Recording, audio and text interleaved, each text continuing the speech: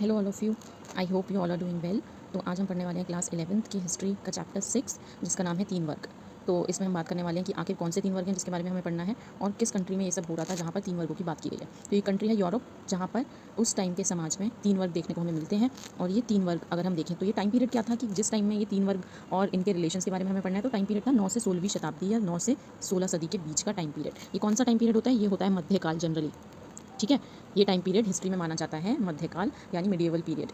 तीन काल होते हैं हिस्ट्री में, एक होता है एंशिएंट, मिडिएवल और मॉडर्न। एंशिएंट होता है प्राचीन काल, मिडिएवल होता है मध्यकाल और मॉडर्न होता है आधुनिक काल। तो इसमें जो हमें पढ़ना है वो कौन सा काल है? मध्यकाल है। इस टाइम में क्या हुआ था? 9 से 16वीं सदी के बीच में वहाँ के जो भूमि को लेकर रिलेशंस थे, बहुत सारे उसमें चेंजेस आए और इसी के आसपास ये जो तीन वर्ग हैं ये इनका सब कुछ घूमता है। तो ये जो तीन वर्ग हैं, जैसे कि यहाँ पे मेंशन है, आपको एक पिरामिड देखने को मिल रहा होगा। इस पिरामिड में मैंने तीन नाम लिखे हैं। नंबर 1 पर है पादरी, नंबर 2 पर है अभिजात, नंबर 3 है कृषक वर्ग। तो अगर मैं आपको ये तीनों समझाऊं कि आखिर ये तीन वर्ग कौन से हैं, देखिए यहाँ भी लिखा है कि ये जो तीन वर्ग हैं, तीन सामाजिक श्रेणियां हैं, जिसमें से पहला है ईसाई पादरी, दूसरा है भूमिधारक अभिजात। भूमिधारक मतलब क्या होता है? जिनके पास भूमि होती है, बड़ी बड़ी ज़मीन के टुकड़े होते हैं, और उनको क्या बोला जाता है? अभिजात, यानी वो मध्य वर्ग के लोग या फिर कुलीन वर्ग के लोग होते हैं, बहुत अमीर लोग होते हैं और अपनी ज़मीन पर किससे खेती करवाते हैं? वो लोग किसानों से खेती करवाते हैं। और तीसरा वर्ग हमारे पास कौन सा है? कृषक। तो अगर हम सोसाइटी को देखें, इस टाइम के यूरोप की सोसाइटी को देखें, तो यहाँ के जो सारे रिलेशंस हैं उनका केंद्र बिंदु क्या था? ये लिखा है केंद्र बिंदु था भूमि। और इसमें सबसे ऊपर कौन था? सबसे ऊपर था पादरी, अभिजात, कृषक। अब आप सोच रहे होंगे कि आखिर पादरी क्या होता है? पादरी होता है चर्च का हेड, जो होता है चर्च के जो हेड होते हैं, जैसे कि पोप, आपने सुना होगा वर्ड, आपने फादर वर्ड सुना होगा, तो उन्हीं को क्या बोला गया है? पादरी बोला गया है। दूसरा अभिजात जो होते हैं, अभिजात कौन हो गए? जो भी धनी लोग होते हैं, जिनके पास बड़ी बड़ी ज़मीनें होती हैं या कुलीन वर्ग होते हैं, समाज में उनका खास स्थान होता है और वो राजा के और चर्च के भी करीब होते हैं, तो उनको क्या बोला जाता है? अभिजात वर्ग। और तीसरा कौन होते हैं? कृषक। कृषक आप सबको पता है कृषक कौन होते हैं? किसान होते हैं। तो अगर हम समाज को देखें तो ये एक पिरामिड की तरह है, जिसमें सबसे ऊपर है पादरी, अभिजात और कृषक। ठीक है, ये आपको ध्यान रखना है। हाँ, अब नेक्स्ट आ जाता है ये वर्ड। ये सबसे इंपॉर्टेंट वर्ड है। ये पूरा जो चैप्टर है इसी वर्ड के आसपास घूमता है। ये जो तीनों वर्ग हैं, इनके जो रिलेशन है वो इसी सिस्टम पर बेस्ड थे। ये क्या है? इसको बोला जाता है सामंतवाद। अब सामंतवाद शायद आपने पहली बार वर्ड सुना होगा, लेकिन इस पूरे चैप्टर में आपको सामंतवाद के बारे में ही पढ़ना है। सामंतवाद एक टर्म है, ठीक है, अभी डिटेल में हम इसको आगे पढ़ेंगे। इस टर्म का जो यूज़ है, सबसे पहले एक हिस्टोरियन ने किया था, या फिर हम बोल सकते हैं एक स्कॉलर ने या विद्वान ने किया था।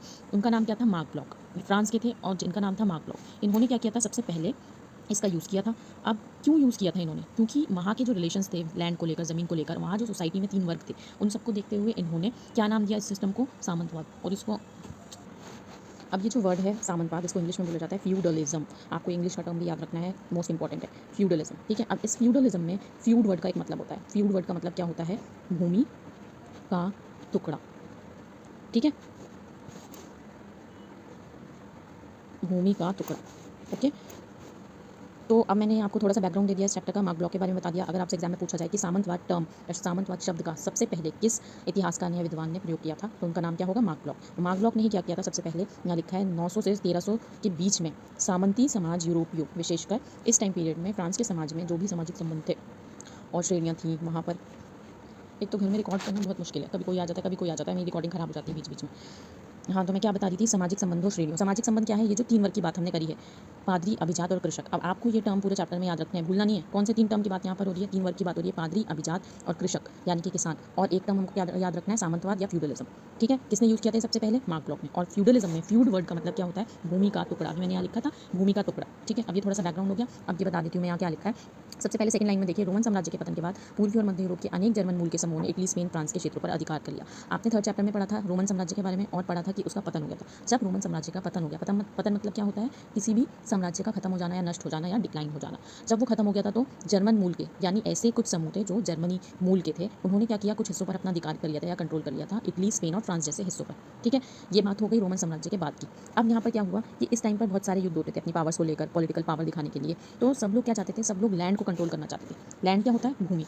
भूमि सबके लिए ये इंपॉर्टेंट थी। सब चाहते थे कि हमारे पास ज़्यादा ज़मीन हो, हमारे पास ज़्यादा ज़मीन हो। तो इस टाइम पर जो सामाजिक ढांचा था या जो भी सामाजिक रिलेशन थे, उनका केंद्र बिंदु क्या था? भूमि। ठीक है, और इन रिलेशंस में सबसे इंपॉर्टेंट क्या है? तीन वर्ग। और ये तीन वर्ग कौन से हैं ये हमने पढ़ लिया है। अब हम आगे देखते हैं। आगे हम देखते हैं सामंतवाद का परिचय। इसमें क्या है? ये बहुत इंपॉर्टेंट है। सबसे पहले जो वर्ड लिखा हुआ है फ्यूडलिज्म, ये मोस्ट इंपॉर्टेंट वर्ड है, इसकी पूरी डेफिनेशन याद कर लीजिए। अब ये सामंतवाद क्या होता है?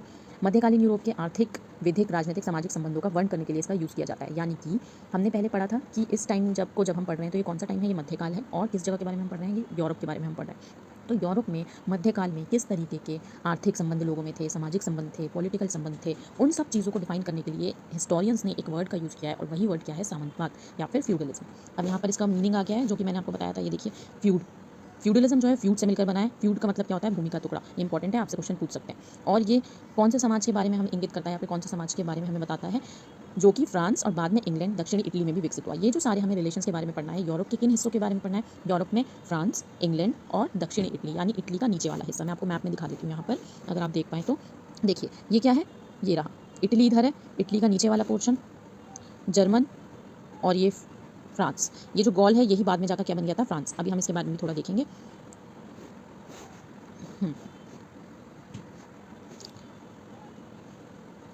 सामंतवाद एक तरह के कृषि उत्पादन को इंगित करता है। कृषि उत्पादन क्या होता है? एग्रीकल्चर प्रोडक्शन होता है कि किसी भी ज़मीन पर किस तरीके से खेती की जाती है, कौन उसको कंट्रोल करता है, कौन खेती करवाता है और कौन ज़मीन पर जो ज़्यादा उपज आती है उसका मालिक होता है। तो अगर हम यहाँ पर सामंतवाद की बात करें तो यहाँ दो लोग होते हैं। एक तो सामंत हो गए। सामंत लोग कौन है? जो मैंने अभी जात वर्ग आपको बताया था, उन्हीं को क्या बोला गया है? सामंत। और दूसरे कौन हो गए? किसान।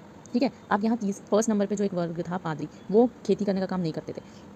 वो क्या करते थे? वो चर्च के हेड थे और वो क्या करते थे? उनके पास बहुत सारी ज़मीन होती थी और वो किसानों से खेती करवा लिया करते थे। इस तरीके से होता था। लेकिन जो ज़्यादा भूमि पर कंट्रोल होता था वो किसका होता था? वो होता था सामंतों का या लॉर्ड का। अब आपको यहाँ याद रखना है, सामंत बोला जाए, अभिजात बोला जाए, ठीक है, या फिर लॉर्ड बोला जाए।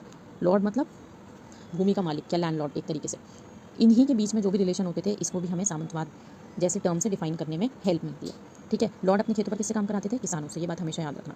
अब अगर हम देखें कि आखिर ये सामंतवाद की शुरुआत कहाँ से हुई, क्या सच में यूरोप में इसी टाइम पर इसकी शुरुआत हुई थी या फिर कहीं पहले हो गई थी? तो हमें देखने को मिलता है कि इस सिस्टम की शुरुआत की अगर हम जड़ों की बात करें, यानी इसका बैकग्राउंड अगर देखें तो कब इसकी शुरुआत हो गई थी? यहाँ लिखा है रोमन साम्राज्य में विद्यमान प्रथाओं फ्रांस के राजा शार्लमेन के काल में इसकी शुरुआत हो गई थी। तो आपको क्या याद रखना है अगर एग्जाम में पूछेंगे कि सामंतवाद की जड़ें हमें कहाँ देखने को मिलती हैं, तो सामंतवाद की जड़ें या उसका बैकग्राउंड कहाँ पर देखने को मिलता है? फ्रांस के राजा शार्लमेन के काल में, जो कि कब से कब तक राजा थे? 742 से 814। जबकि इस चैप्टर में जो हम सामंतवाद के बारे में पढ़ रहे हैं वो कौन से टाइम के पीरियड के बीच में पढ़ रहे हैं? 9 से 16 के बीच का टाइम है। ओके। अब आगे देख लेते हैं हम फ्रांस और इंग्लैंड के बारे में। अब यहाँ पे आपको ये देखना है कि आखिर जो फ्रांस है और इंग्लैंड है, इसका थोड़ा सा देख लेते हैं हम, इसकी क्या हिस्ट्री। देखिए गॉल नाम का प्रांत था, मैं आपको भी मैप में भी दिखा दूंगी, जो कि रोमन साम्राज्य का एक प्रांत था या प्रोविंस था। ठीक है। अब यहाँ पर क्या हुआ? ये बहुत अच्छे तरीके से यहाँ पर लोग रहते थे, लेकिन एक जर्मनी की जनजाति क्या होता है? जैसे ट्राइब होते हैं या कुछ आदिवासी तरीके के लोग होते हैं, उनको क्या बोल दिया जाता है? जनजाति या फिर ट्राइबल पीपल। तो इसी तरीके की एक जनजाति का नाम क्या था? फ्रैंक। तो फ्रैंक जनजाति जब कहाँ पर आ गई थी? गॉल एरिया में आ गई थी। तो उसने क्या किया? इस एरिया का नाम बदल कर रख दिया था अब फ्रैंकिश। और यही फ्रैंकिश प्रदेश बाद में जाकर क्या कहलाने लग गया? फ्रांस। समझे? तो अगर कोई आपसे पूछे भाई फ्रांस का नाम क्या पहले से ही फ्रांस था या कुछ और था, तो फ्रांस नहीं था, पहले ये एरिया क्या था? गॉल था। यहाँ मैं आपको मैप में दिखा देती हूँ। ये देखिए, ये जो गॉल है ये आज के टाइम में फ्रांस है, लेकिन तब क्या था? गॉल था। और यहाँ पर कौन सी जनजाति आ गई थी? यहाँ पर लोग आ गए थे, मैं लिख देती हूँ, यहाँ पर आ गए थे, यहाँ आए थे फ्रैंक जनजाति, फ्रैंक जनजाति के लोग जब यहाँ पर आ गए तो इस एरिया का नाम क्या रख दिया? पहले फ्रैंकिश, और बाद में यही एरिया क्या कहलाने लग गया? हमारा फ्रांस। ठीक है, याद रहेगा सबको? ओके। अब आपने फ्रांस के बारे में देखा, अब यहाँ थोड़ा सा इंग्लैंड के बारे में देखिए कि इंग्लैंड को नॉर्मंडी के एक राजकुमार ने जीत लिया था। यानी 11वीं सदी में इंग्लैंड स्कॉटलैंड द्वीपों को एक राजा थे नॉर्मंडी के, नॉर्मंडी एक जगह है, वहाँ के राजकुमार ने जीत लिया था। तो आपको पता चल गया थोड़ा सा बैकग्राउंड फ्रांस और इंग्लैंड का। ये थोड़ा सा बैकग्राउंड इसलिए बताया क्योंकि इसी जगह पर ये जो सामंतवादी व्यवस्था है ये पूरी फैली हुई थी इस टाइम पर मध्यकाल में। ये जो सिस्टम है इसका नाम क्या है? जिस पर ये 3 वर्ग के रिलेशन डिपेंड करते हैं, सामंतवादी व्यवस्था। ही बहुत इंपॉर्टेंट टर्म है, इस पर आप बहुत डिटेल में भी पढ़ते हैं अगर आप कॉलेज में जाते हैं, ऑनर्स करते हैं, हिस्ट्री ऑनर्स करते हैं, तो ये जो टॉपिक है फ्यूडलिज्म, वहाँ पर भी आपको देखने को मिलेगा और डिटेल में। इंग्लिश में क्या बोलते हैं इसको? फ्यूडलिज्म। और ये जो हिंदी मीडियम वाले बच्चे हैं, आप प्लीज़ कुछ चीज़ों के इंग्लिश टर्म्स भी याद रखा करिए, क्योंकि आप जब कॉलेज में जाएंगे तो आपके लिए बहुत सारी चीज़ों को समझना ईजी हो जाएगा। तो अच्छा है कि आप अभी से ही कुछ चीज़ों के इंग्लिश मीनिंग साथ में ही पढ़ते हुए चलें, तो अच्छा रहेगा। ठीक है। अब नेक्स्ट देख लेते हैं हम 3 वर्ग की डिटेल। अब देखिए यहाँ पे आपको पता है पहले कि 3 वर्ग कौन से हैं, ये सबको पता है 3 वर्ग कौन से हैं। पहला है पादरी, दूसरा है अभिजात और तीसरा है कौन? किसान। अब यहाँ इनके काम के बारे में बताया है। अब देखिए ये किसने डिसाइड करा कि समाज में 3 वर्ग हैं? ये सब लोगों को बताते थे पादरी लोग।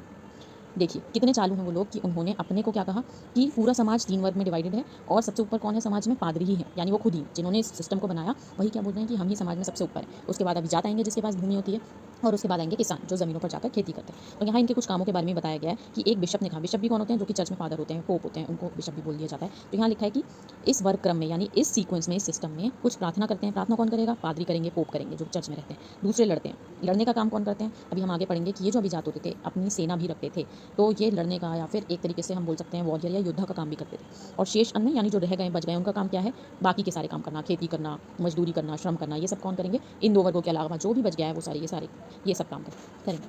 अब यहाँ देखिए, अब यहाँ पर बताया गया है सबसे पहले, आपको दिख रहा होगा शायद स्क्रीन पर,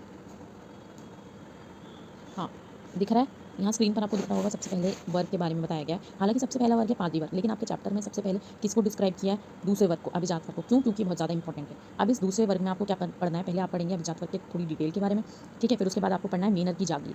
फिर उसके बाद आपको पढ़ना है नाइट कौन होते हैं या क्या होते हैं या कौन लोग कहलाते हैं नाइट। और उसके बाद यहाँ मैंने एक रेड लाइन कर दी है जिससे आपको पता चल जाए कि अभिजात वर्ग के बारे में यहीं तक पढ़ना है। उसके बाद फर्स्ट वर्ग के बारे में पढ़ना हम स्टार्ट करेंगे जो कि है पादी वर्ग, ठीक है। अब हम देख लेते हैं यहाँ पर अभिजात वर्ग के बारे में। आई होप स्क्रीन पर ये सब कुछ सही दिख रहा हो। अभी मैं हाफ पार्ट बनाऊंगी और उसके बाद सेकंड पार्ट में फिर हाफ लेसन को डिस्क्राइब करूंगी। देखिए अब यहाँ क्या लिखा है कि पादरियों ने अपने आप को सबसे ऊपर वर्ग में रखा, ठीक है। यहाँ देखिए दूसरे वर्ग में, देखिए यहाँ से पढ़ रही हूँ। पादरियों ने किसको सबसे ऊपर रखा? अपने आप को सबसे ऊपर रखा। फिर दूसरे में किसको रखा? अभिजात वर्ग को रखा, ठीक है। और ऐसा भूमि पर उनके नियंत्रण की वजह से था, यानी कि क्योंकि इन अभिजात लोगों का ज़मीन पर बहुत ज़्यादा कंट्रोल होता था, इसीलिए पादरियों ने इनको क्या रखा? दूसरे पोजीशन पर या दूसरे वर्ग में जगह दे दी, ठीक है। अब ये जो इनका भूमि पर नियंत्रण था एक सिस्टम पर डिपेंड करता था जिसको क्या बोला जाता था? वैसलेज। वैसलेज सिस्टम क्या होता है ये देखते हैं हम। फ्रांस के शासकों का लोगों से जुड़ाव एक प्रथा के कारण था जिसे वैसलेज कहते हैं। इसका मतलब क्या है? जर्मन मूल के लोगों, जिसमें फ्रैंक लोग भी थे, उनमें ये सामान्य रूप से विद्यमान थी। बड़े भूस्वामी और अभिजात वर्ग राजा के अधीन होते हैं जबकि कृषक भूस्वामी के अधीन होते हैं। अब यहाँ पे आप कंफ्यूज हो गए होंगे। देखिए वैसलेज क्या है कि लोग एक दूसरे से जुड़े हुए हैं या एक दूसरे को अपने अधीन मानते हैं। फॉर एग्जाम्पल राजा के नीचे कौन है? अभिजात हो जाएगा। तो अभिजात अपने आप को किसके अधीन मानेगा? अभिजात अपने आप को मानेगा राजा के अधीन, ठीक है। अब अभिजात वर्ग किससे काम कराता है? अभिजात वर्ग कराते हैं किसानों से काम। तो किसान किसके अधीन हो जाएंगे? किसान हो जाएंगे अभिजात वर्ग के अधीन या फिर भूस्वामी। भूस्वामी से आप समझ जाओ भूमि का स्वामी या जिसके पास ज़मीन हो, या फिर जिसको हम लैंडलॉर्ड भी बोलते हैं या लॉर्ड भी बोलते हैं। ये बहुत सारे कुछ सिमिलर टर्म्स हैं। ये बहुत बार आपको कुछ कहीं अभिजात वर्ग देखने को मिलेगा, कहीं भूस्वामी लिख देंगे, तो आपको इसमें कंफ्यूज नहीं होना है। आपको ये बात समझनी है कि आखिर ये सब लोग हैं कौन? ये सब लोग वही हैं जो कि सेकंड वर्ग में आते हैं। अब यहाँ देखिए अभिजात वर्ग राजा को अपना स्वामी मान लेता था और वे आपस में वचनबद्ध होते थे। यानी अभिजात वर्ग जो होता था वो क्या करता था? राजा को अपना स्वामी मान लेता था। और स्वामी को क्या बोला गया यहाँ पे? ये वर्ड इंपॉर्टेंट है, एग्जाम में पूछते हैं, जिसका मतलब है सेन्योर, ठीक है। तो सेन्योर का मतलब क्या होता है? ये देखिए सेन्योर का इंग्लिश में मतलब क्या है? सीनियर। आप सबको पता है सीनियर मतलब क्या होता है। और ये आपस में वचनबद्ध है। इस सेन्योर को ही यहाँ पर एक और वर्ड से बोला गया है लॉर्ड। सेन्योर का अगर हम वैसे मीनिंग देखते हैं तो उसका मतलब क्या है? जिसका अर्थ है रोटी देने वाला जिसका अर्थ क्या है? रोटी देने वाला, या फिर जो दास की रक्षा करता हूँ। अब यहाँ पर आपको ये रिलेशन समझना है कि ये वैसलेज सिस्टम क्या है। वैसलेज सिस्टम ये है, देखिए जैसे राजा है, अभिजात है, ठीक है, और किसान है। अब इनमें कौन सा सिस्टम है? ये वैसलेज। ये किसके नीचे है? अभिजात राजा के नीचे है, तो ये अपने को किसके अधीन मानेगा? राजा के अधीन मान लेगा। किसान किसके नीचे है? अभिजात के, तो ये अपने को किसके अधीन मानेगा? अभिजात के अधीन मान लेगा। और ये क्या मानेगा कि ये मेरा सेन्योर है। अपने से ऊपर वाले को क्या समझेंगे? मेरे सेन्योर है, सीनियर है, और इसका मतलब क्या है? रोटी देने वाला या फिर रक्षा करने वाला, ठीक है। और ये सब लोग आपस में वचनबद्ध होते थे, इसीलिए इस वचनबद्ध होने पर ही ये पूरा वैसलेज सिस्टम डिपेंड करता है, ठीक है। और ये कैसे वचनबद्ध होते थे? चर्च में बाइबल की शपथ लेकर कि ठीक है हम आपको अपने अधीन मानते हैं, या फिर अब आप हमारे कौन है? सेन्योर हैं या सीनियर हैं, और मैं आपको आपके अधीन मानता हूँ। और इसके सिंबल के रूप में क्या करते थे? एक लिखित अधिकार पत्र या छड़ी या फिर मिट्टी का डला दे दिया करते थे। इसका मतलब ताकि उनको एक प्रूफ के रूप में याद रहे कि ठीक है मैं आपके अधीन हूँ और हमारे बीच वैसलेज व्यवस्था है, तो ये ले लो आप, मिट्टी का डला ले लो या फिर लिखित में कुछ ले लो।